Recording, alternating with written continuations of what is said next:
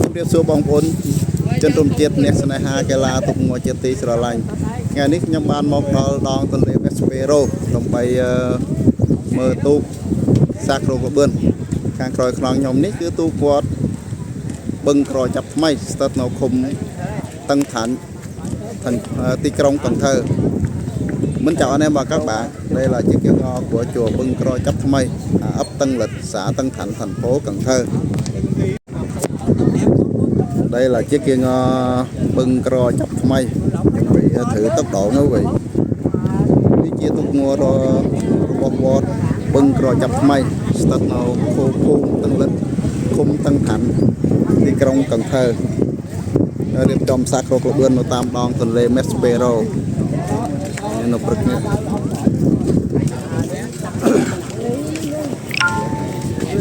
មនុស្សមកច្រើនណាស់ប៉ុន្តែមកអានមកទូកឯង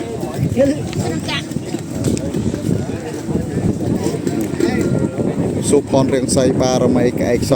của chùa Tân Hưng xã Tân Thạnh thành phố Cần Thơ đang chuẩn bị thử tốc độ nha quý vị.នេះជាទូកងួររបស់ទូកងួរសុផនរៀងស័យបារមីក្អែកសរបស់វត្តបឹងក្រចាប់ថ្មីស្ថិតនៅភូមិតឹងលិតឃុំតឹងឋានទីក្រុងcần thơនេះជាទូកងួរលើក្តារមិនប្រើដល់ទូក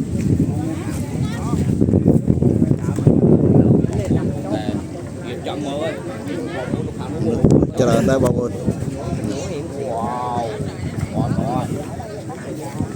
đây khán giả rất đông nha quý vị.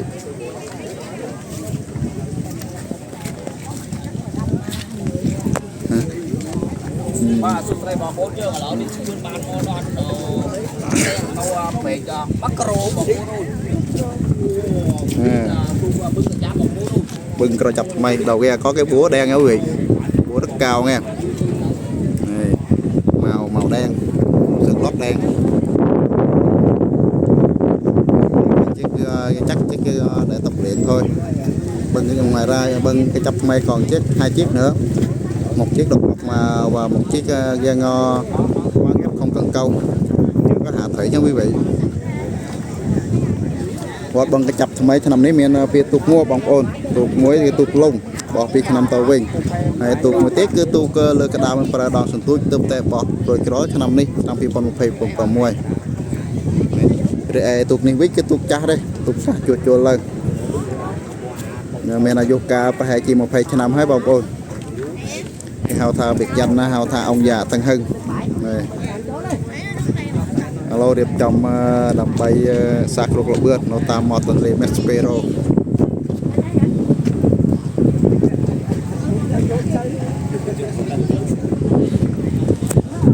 mong muốn này bàn tam đàm video bọc nhâm video bàn tay phần nâng tay xong ở cùng shop trong điệp lìa